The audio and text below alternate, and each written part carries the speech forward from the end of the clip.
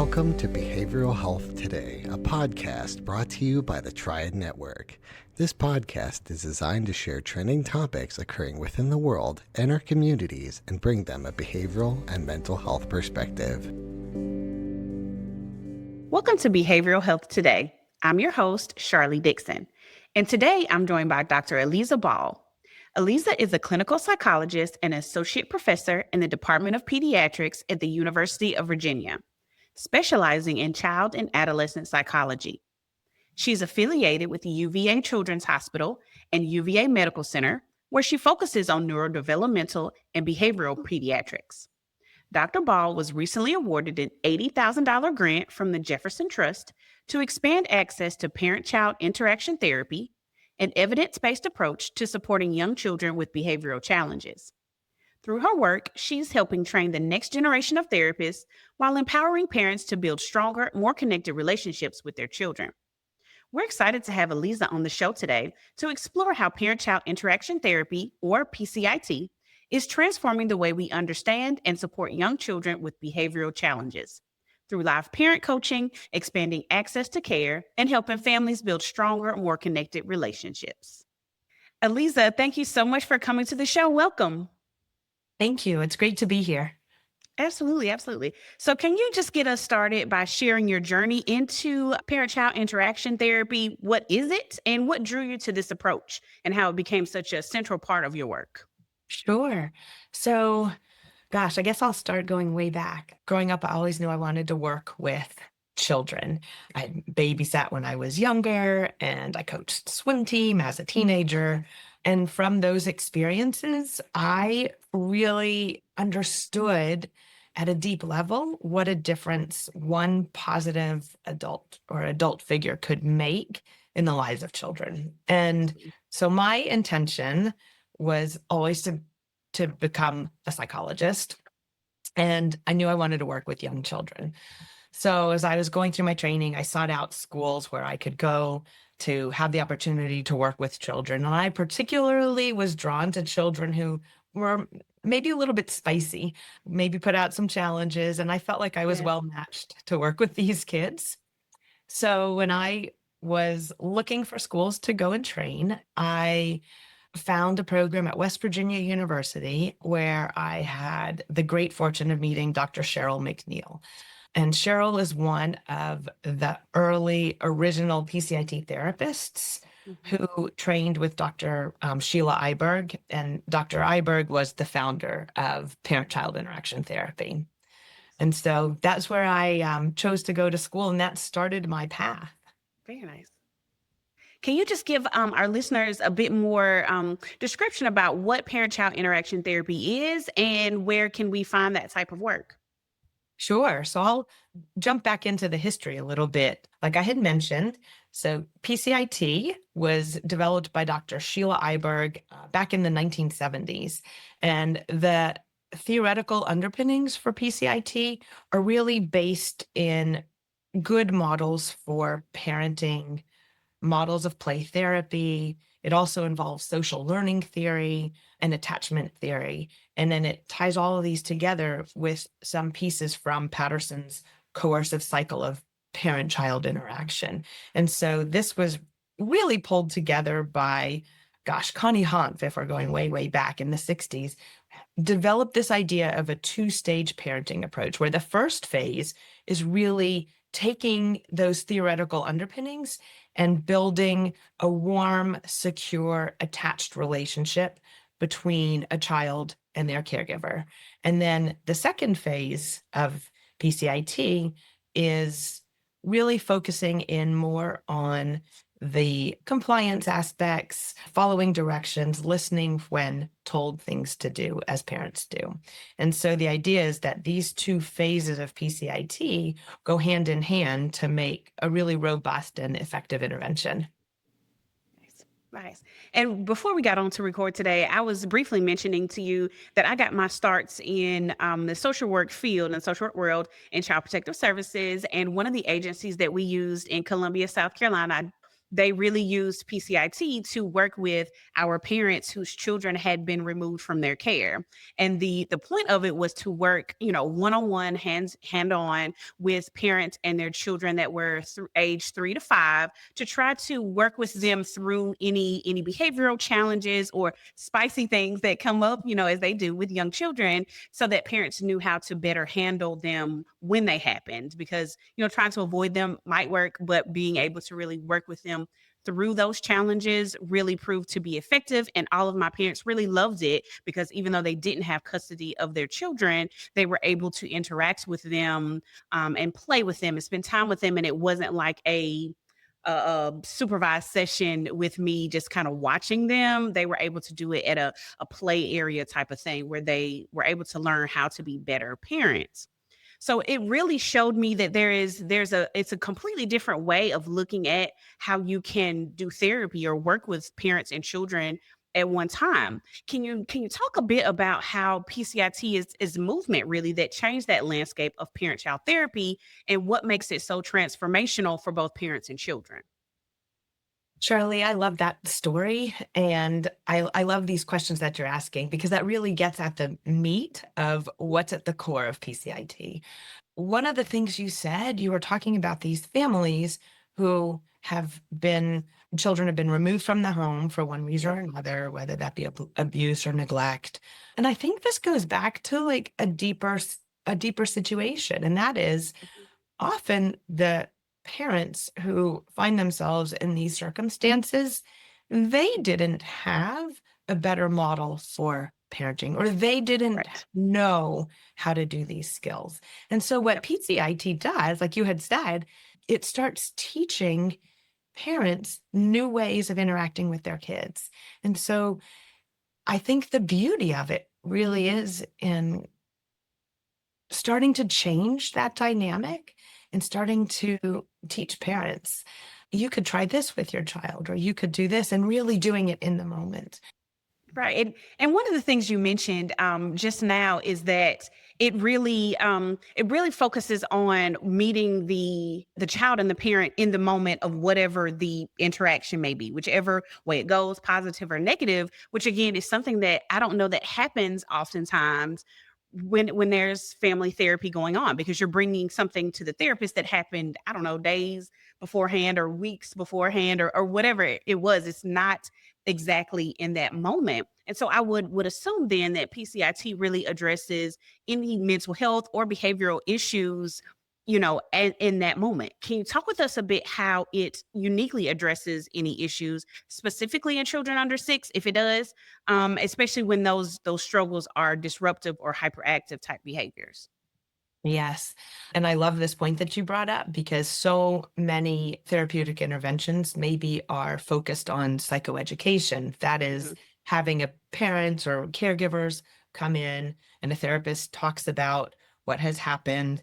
And then they tell parents, why don't you go home and try these strategies and come back in a week and let me know how it went. Or alternatively, some of the play therapy models just have children come in and play, but then children are sent back out into the home where parents might not have learned new ways of interacting, or they might not know the strategies that are being used. And so the thing that's unique about PCIT is that parents and children are seen together in the clinic, and we set up a play-based interaction there in the moment. What happens with PCIT is that caregivers wear we call it a bug in the ear device. It's like a little hearing device, kind of like an AirPod that they can put in their ear. And then the therapist, if they have the setup for this, can go out of the room. And so now you have just a parent and child in the room together by themselves. And what this does, it creates a really natural type of situation where there's not an extra observer standing over them.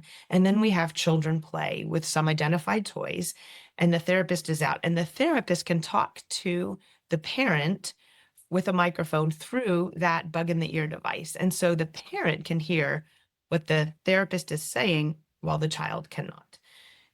And then during that time, The therapist is telling the parent exactly what to do. So, for example, to get to your example of the child who has maybe hyperactive or some Mhm. disruptive behavior, so maybe they're working on building together and they've built this incredible castle and the Legos are getting built up, and then all of a sudden they topple over. And what we see is children who have difficulty with emotion regulation or who maybe haven't had a model for how to regulate emotion when they get frustrated. Maybe they knock all the Legos off the table. And in that moment, what we do is then we help the parent use the new skills that we've taught them in a way to help their child regulate. So, in this way, really, the parent becomes the agent of change. They're the one who are using the therapeutic interactions, they're using therapeutic language with their child. And if they don't know it exactly, we're there in their ear saying, "Oh, I see she's getting really upset right now. Let's just wait just a moment. We're going to hold on until she comes back. And it looks like she's picking up one of the Legos from the floor. She's brought it back to the table." And I'll tell parents, "Wow, you can turn and tell her what a great job she did picking up. And you're so proud of her for being calm." And so parents, even though they're feeling that tension and that stress in the moment, they learn new ways of interacting. And what they see, and this is, I think, where the magic happens, they really see their child respond differently. The child looks up, the child appreciates that praise. It's a new way of responding. They're not used to hearing their parent respond to them when they're calm. They're used to their parents responding when things get a little disruptive or a little bit loud. And so it's changing that dynamic, and it's really changing that parent child dynamic relationship.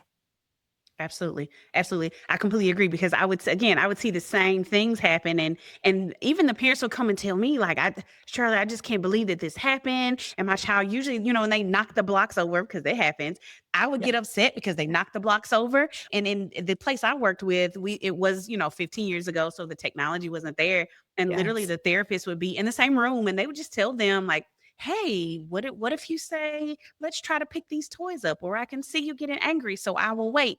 And the parents really came away from that feeling so much more empowered to make positive change. And like you said, not get so frustrated and upset in the moment.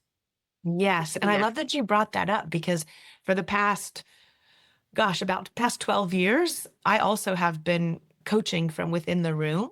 Mm. And that can add a layer of complexity for Yeah. sure, Yeah. but it's also effective. And we know that that can work too. And I think that that's really important as we think about trying to get this science out to therapists in the community or in other locations where they have a single room with a little bit of space, and we're really making do. And we know that that can be just as effective as kind of the fancier rooms with the one-way mirror.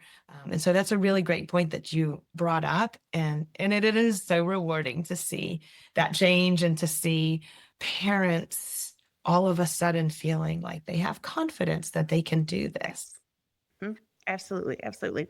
And so I want to know, I'm wondering, just curious, in my specific situation or interactions with PCIT, it was a court mandated situation. So I am curious, what are some of the most common patterns that you see when parents are coming in when they're struggling with their children's behaviors? Well, PCIT has really grown in the past 50 years in its development.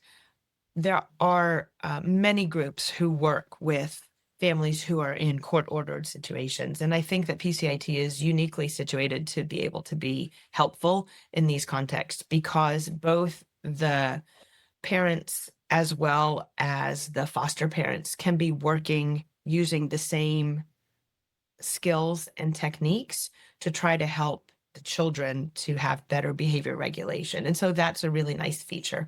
And they, can do that separately, but still the child's learning the same type of responding. The other thing, which is really nice for court ordered situations, is that PCIT is really an evidence based intervention. And by that, I mean that we're using data on a week by week basis to evaluate child change but also parent change. We're looking to see, are caregivers learning these skills? Are there new ways of interacting? And are we having an impact on child behavior? And so that can be really nice to show the effectiveness of the intervention and making sure that families are really progressing in a manner that would be expected. So I think that's a unique feature of PCIT, but also it's very appropriately set up for working with children and families who are not in those situations. And so Okay. sometimes children just come in with a different, maybe a different personality, or maybe they have lower frustration tolerance. Maybe they have ADHD or another hyperactive type of diagnosis. And so part of PCIT is helping children learn to regulate. And so some of the skills help to increase attention, or it helps to increase focus on a particular area. There are also a lot of adaptations for PCIT now, and this has been part of the evolution over the many decades that it's been in development. Some of these adaptations include an adaptation for working with children with autism. And so, as we know, children with autism often have difficulty with imaginary play, sometimes difficulty with following directions. And so this provides a structured approach for helping parents to learn to really play in an engaging way with their children with autism. So that's one adaptation. There have also been some really great adaptations for working with children with anxiety disorders or children with selective mutism. There's a trauma-focused module as well, which is so important now as we're having increased awareness about the impact that trauma has on children and the parent-child relationship. And so there's a trauma-directed interaction that's a part of an adaptation as well. Awesome. Awesome. And speaking of adaptations, so I know personally, just since the pandemic, we've seen rising numbers in the rates of anxiety and behavioral issues with young kids. I mean, where I am in the Southeast, I'm seeing it. I hear from people across the country, across the world, that our kids are just different after that experience, that level of trauma, the uncertainty, just everything changed for not just the children, but for us as adults and as parents as well. How has PCIT been able to adapt to meet these new challenges? Yeah, and we saw actually the rates of anxiety and depression were increasing even pre-pandemic. And then what we saw is with the pandemic, those numbers just skyrocketed. And you're right that this is a huge concern for our society today. One thing that has been really helpful in trying to help get PCIT out to families who perhaps live further from a community service board or another mental health service provider is what's referred to as iPCIT, or internet-based or telehealth-based PCIT.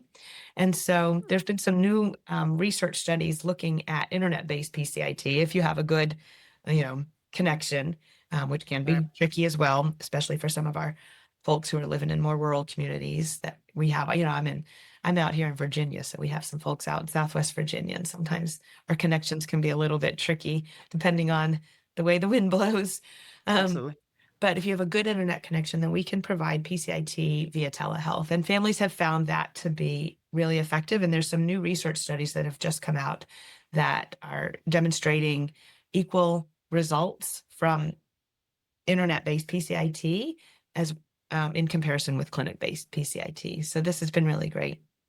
Two other things that I think have been developments is PCIT that's designed for toddlers. You had mentioned kind of a limited age range. And so PCIT originally was designed for children between the ages of 2 to 7. And there is a toddler PCIT, which involves a little bit more emotion regulation and teaching self-soothing skills, which is really great for younger children. Also, that can be really effective in helping children who have perhaps in utero substance exposure. As we know, neurologically, these children sometimes have higher levels of dysregulation. And so teaching and incorporating this as part of PCIT can be really helpful for these children and families. And then on the other end of the spectrum, Dr. Corey Linneman has built manual for PCIT for older children. And so the idea is scaling up in the age range a little bit beyond age 7 to help families have evidence-based intervention for a little bit older children. We'll be right back after a word from our sponsor. Are you preparing for a licensure exam in psychology, social work, marriage and family therapy, counseling, or behavioral analysis? AATBS is here to help. We have been supporting behavioral and mental health students to prepare for their licensure exams for more than 45 years, working with over 1 million students to succeed on test day and move on to the next step in their career. With products ranging from comprehensive courses to quiz banks and delivered live online, self-study online, and in print, AATBS has test prep solutions that meet every student's needs and learning styles. Visit us today at aatbs.com. That's aatbs.com and use promo code BHT15 to save 15% off your next purchase.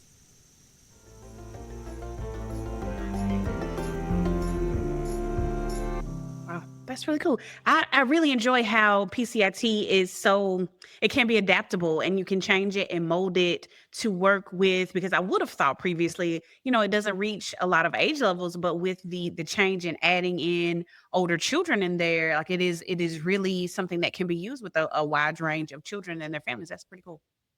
Yeah. Yeah, it's nice. I feel like as, good psychologists and good therapists, we're always trying to take good evidence-based intervention and do what we can to try to reach as many people as possible. Because when we know we have something that works and something that has really high levels of parent and caregiver satisfaction, we want more people to be able to have access to that. We want to make sure that families are getting good therapy, that they're not spending their time and money on something that's really not making a change and not making an impact for their families. Absolutely. Absolutely. So speaking more of adaptation, because I'm really loving that it is adaptable in that way. It is my understanding that you've worked on adapting PCIT to work with Head Start and Head Start teachers. I'm a big fan of Head Start myself. Actually, there are lots of social workers that work in that same realm. So I'm curious to hear what you learned from that experience and how you were able to adapt that, because in many ways, childcare providers are like second parents to children, and they really can be monumental in helping to mold a child and be that positive adult that they have around. So can you talk to us a bit more about that experience and how to adapt it for classroom-based interventions?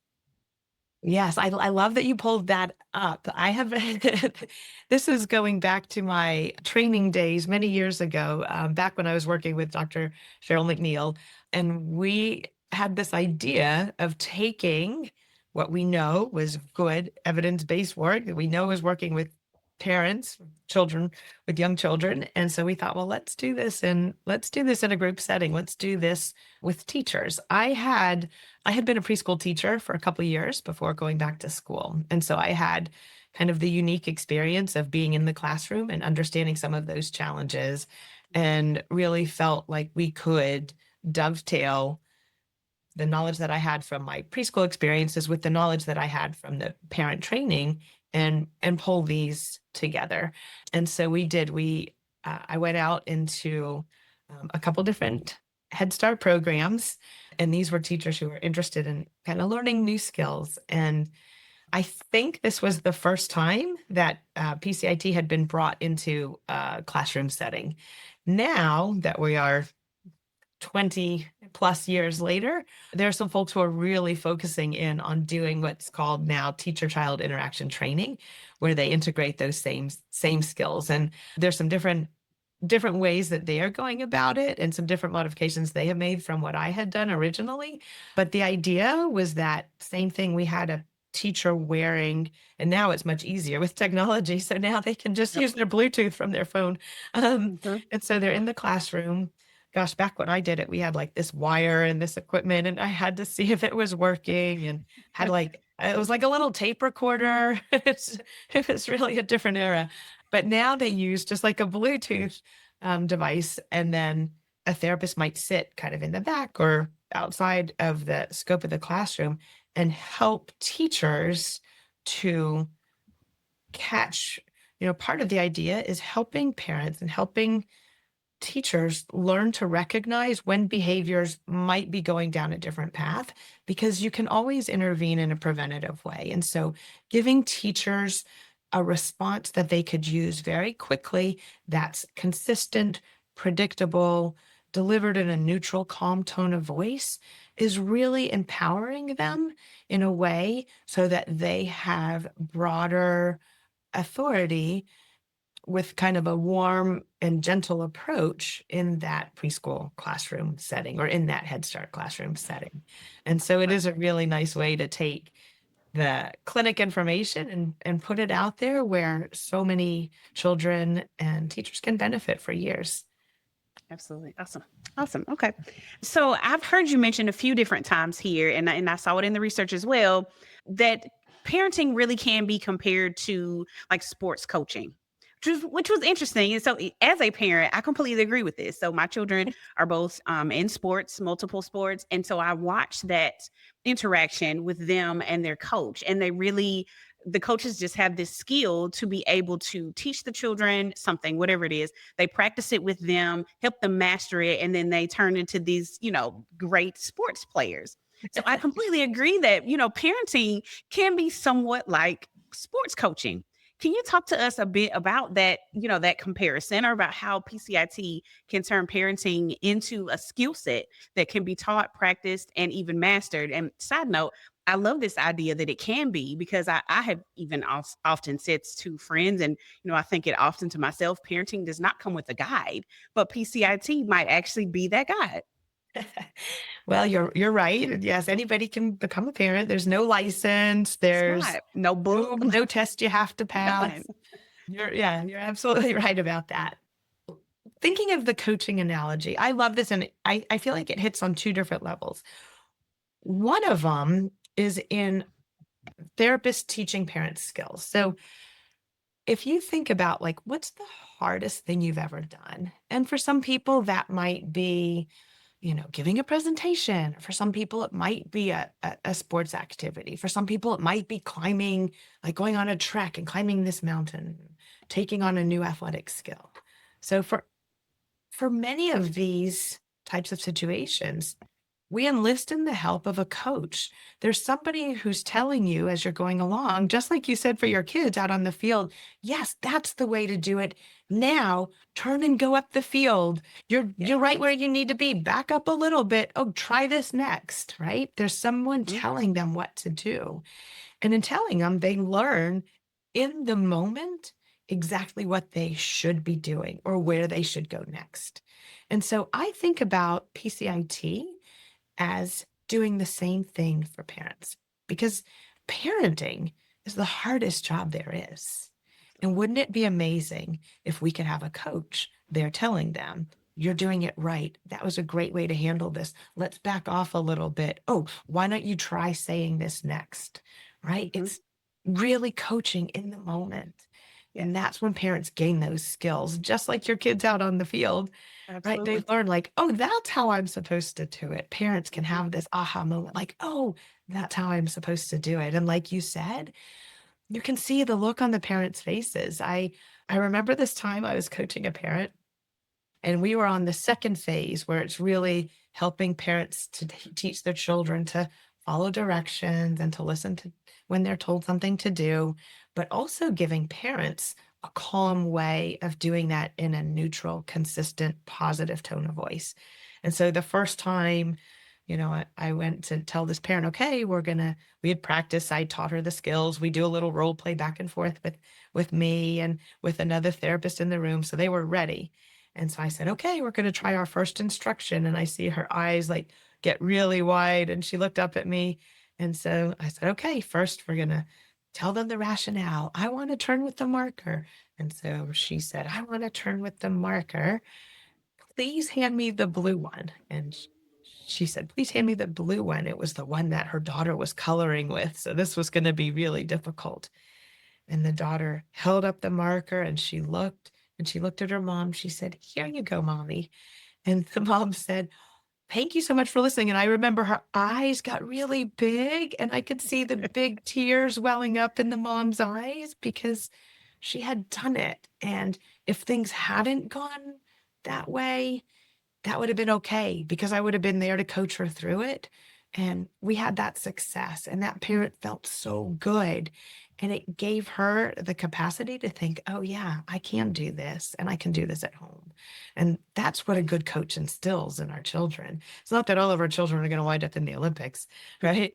Or in the NFL or the Yeah. NHL, whatever it might be, right? It's just this confidence. And what do you grow? How do you learn from this? And that's what we're doing for parents. Absolutely. Awesome. Awesome. And I tell my children all the time, I'm not putting you in sports so that you can go, I don't know, be in the MLS. That's not even the point of this. I need you to learn other skills that I don't necessarily know how to teach you. So that is a perfect analogy. And it's exciting for the parents that you're working with. Absolutely.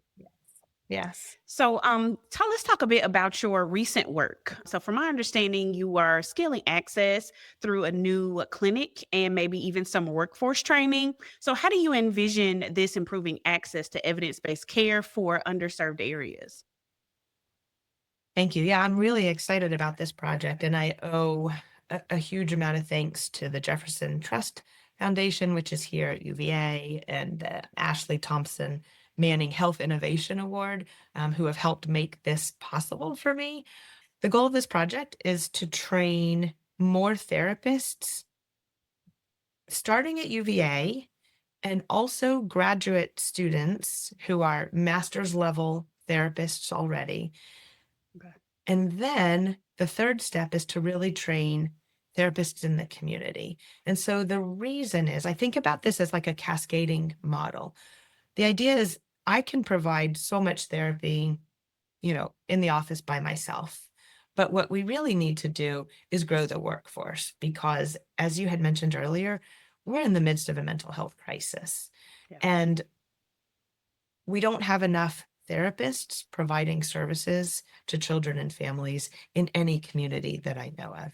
And so the more that we can train therapists who can then go out and provide this therapy, and some of these therapists can become higher level trainers and train more therapists at their agencies, we're starting to build out a train the trainer model so that we have more access to care.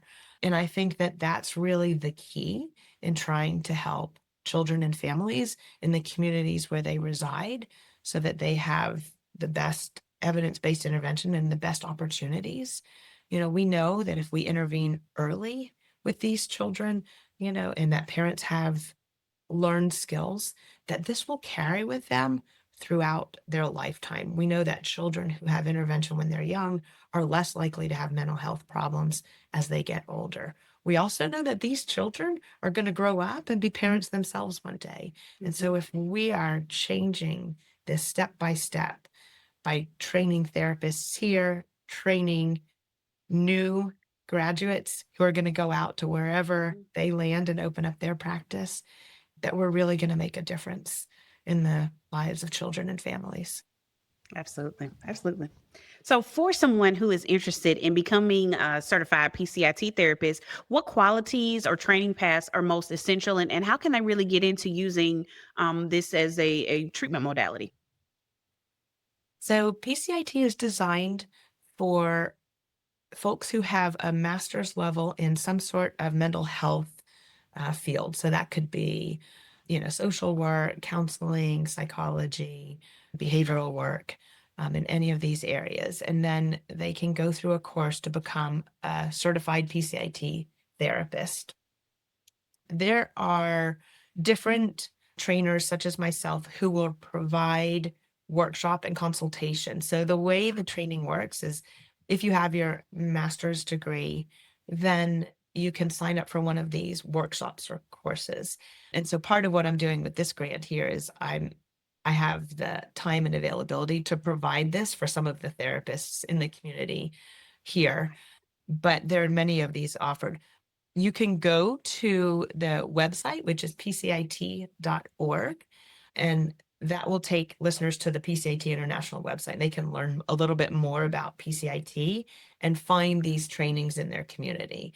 So, for example, I recently was part of a training program in Tennessee where they are working with the state to train therapists who are already in community mental health centers across the region.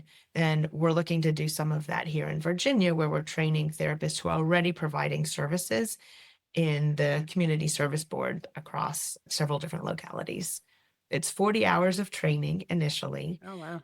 which is then followed up by approximately a year of consultation calls with a certified trainer. And those consultation calls are so that when therapists are out there in the community learning this, they can come back and say, oh, I had this challenging situation. How would you address this? And so expert trainers then can help problem solve as a group process. And then the goal is for them to get two families to get all the way through completion of the therapy in order to become a licensed therapist. Got you. Nice. Okay. Okay. And so then on the other side of that, so for parents listening who might be struggling right now, what is one thing you'd want them to know about what's possible through PCIT and how can they find therapists using this treatment method? So again, there is a list on PCIT.org, and there's a parent section on there that can help parents find a provider for PCIT. But I think one thing that's really important to know, and I've worked with a lot of families who have felt pretty hopeless by the time they get to me. I know I've had families who sometimes say, I love my child, but I don't like them very much. Yeah. And that's just heartbreaking because we know that these children are good little kids, right? Yeah. But they've learned behaviors or they're engaging in things that are just making things really difficult for the family in that moment. And I think the idea of thinking about it as in that moment is key. We know that children can learn new behaviors, that parents can learn new behaviors. Like we've seen it, you've seen it in the families you've worked with. Like we know that this dynamic can change and it's just a matter of learning. And so I think about parents who've been struggling for years and they finally gotten to that breaking point. I hope that it's possible to convince them that you can take 12 or 14 weeks, just a couple months after doing this for so many years, this cycle that hasn't been working, take a couple of months to really focus in and do this practice and do this intervention. And you're really going to change the course of where this relationship is going and really see that warmth and that love and that actual liking is back in that parent-child relationship. Awesome. And because I love a good story, I want you to tell us a bit about a family that you've worked with. So you did mention a little bit ago about a parent and just being able to see the change happen in her when she saw some things differently in her child. But can you speak to a story about the power of helping parents see their child differently? Because that is exactly what oftentimes happens. I've worked in the school system for many years at this point. And a lot of times the parents do get to the point where they are just frustrated. They've had enough and they no longer see that child as this great blessing that they did when they had them. And so being able to see that child change, that you have changed yourself. So can you share a story or even a moment where that shift really stood out to you? So I have a story about a family that had lots of levels of complexity. Their child had genetic disorder and a developmental disability. And so this family had been going through several different paths. One I know that you've talked about before, they had been down the route for getting applied behavior analysis, and that was still part of their repertoire of what they were doing with this child.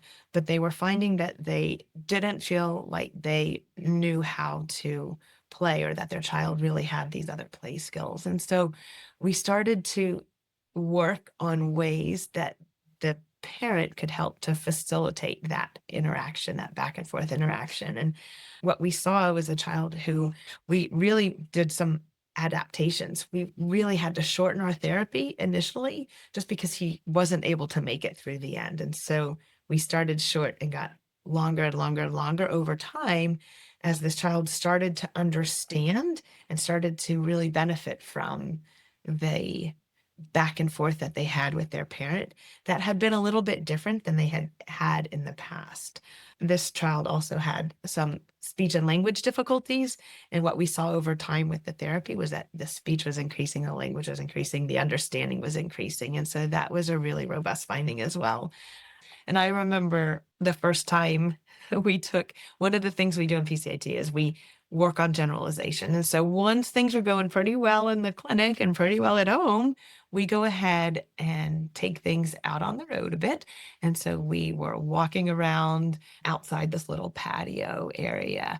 And this was a family who one of the parents had said that they never would go out in public by themselves with their child and with the sibling because it was too stressful. And so here we got to really do this in a safe area, but with me following along, kind of shadowing behind. And again, this family was able to actually really go and then practice with us on our patio and do a couple practicing skills. And then they came back the following week and she said, guess what we did? I said, what? She said, I went to the park with the two kids by myself and it was great. And I thought, that's it. That's the idea. We're just trying to open up the world, help parents, and help their children. That's awesome. That is awesome. Thank you so much for sharing that story. Because not only did the parents see their child differently and what they were capable of, they saw themselves differently too. That's awesome. Yeah. And one thing related to that, and I didn't mention this earlier, but the other thing, in addition to there being this child mental health crisis, is we know that parenting stress is at an all-time high. In fact, the Surgeon General put out a statement indicating that parenting stress is at an all-time high. They see this as another epidemic.